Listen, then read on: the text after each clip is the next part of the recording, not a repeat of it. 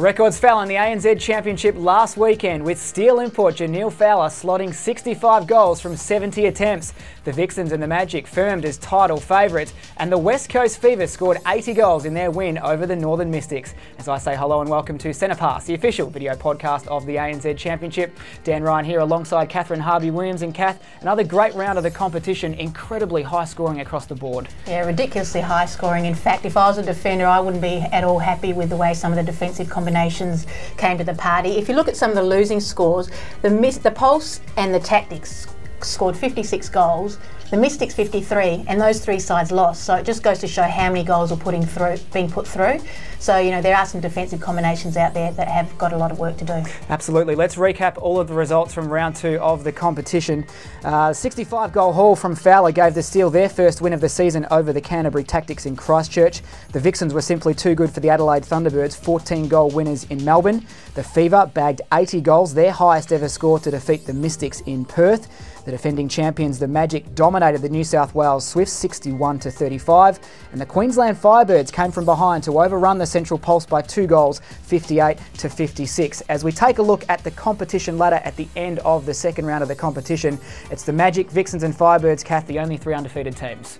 Yeah, a bit early to sort of make a judgment on that, Dan. You know, it's very easy to get a couple of wins, particularly if you're playing the lesser side. So the Magic and the Vixens will certainly be there by the end of the season. The Firebirds will be on the fringe. I don't expect to see the Fever there, so they should enjoy it whilst they can. But, you know, they did have a very good game the other night.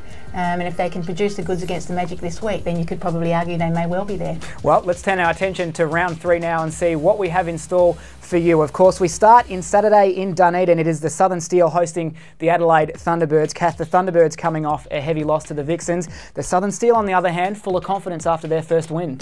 Yeah, look, Janelle Fowler, we just keep talking about her, but she's new to the competition, and sometimes it takes players, particularly from another country, to adjust.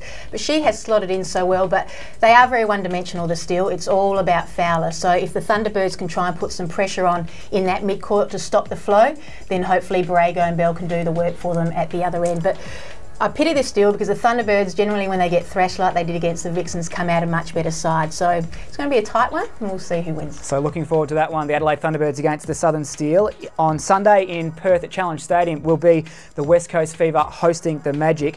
Both teams big winners in round 2. Magic's first game in Australia, so a bit of an early season test for them up against the Fever away from home. Yeah, not great Travers, but the best New Zealand side in Australia. So, you know, they're a quality act. If you look at the Fever's performance against the Mystics last week, Cox and Bassett were absolutely on fire, along with the rest of their teammates. They all had very, very good games. It's a massive step up now against the Magic. They're coming against a defensive combination in De Bruyne and Williams, which I think will curb the strength of the Fever. So I think the Magic will be too good in that one. Kathryn Cox started the season well at goal attack. Last year she was very slow to get going in that position. Seems to have nailed it so far. Yeah, really settled. And what's pleasing is she's shooting around the 80% mark. I think her average last season was 67%. So she's certainly leading from the front. But, you know, the Fever play very well against New Zealand sides. The challenge for them is when they come up against some Aussie sides in the next few weeks to see exactly where they're positioned. So that is the Fever against the Magic in Perth on Sunday. Another game on Sunday will be in Auckland, the Northern Mystics against the Queensland Firebirds. A rematch of the 2011 Grand Final.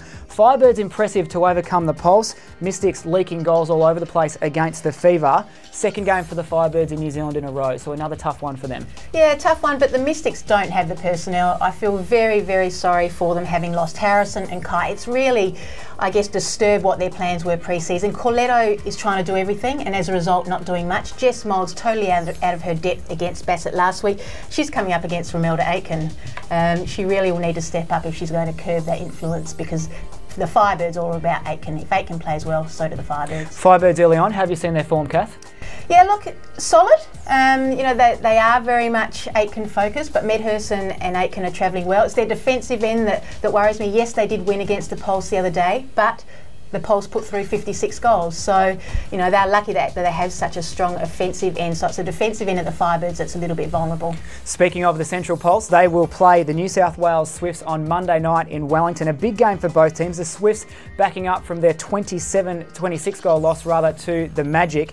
The Pulse were very good against the Firebirds, were in control for most of the game, potentially had a chance to get back in front late in the last quarter, couldn't get over it, but a big game for them to get a win at home against the Swifts. Yeah, a massive one. They really need to get a win on the board, and they're on the verge, but they have had 2 losses. So the challenge for them will be mentally, because they lost by 7 to the Thunderbirds, they lost by 2 the other day. So they're there and thereabouts, and they are playing well, but they're still losing. So they really need to get their mindset right, because they are a chance of beating the Swifts. Again, the Swifts were scorned, so they'll come out a lot tougher, but there's a major opportunity here for the Pulse. And yes, I agree. I think they need to get that win on the board, because otherwise they'll think we've recruited so well with Leota and Wilkins, who are performing well, but we still can't win. So we'll see how they go. Tough start for them too against 3 quality Australian teams, so we'll see how they go in round 3 of the competition. Our final game of the round, the Melbourne Vixens up against the Canterbury Tactix.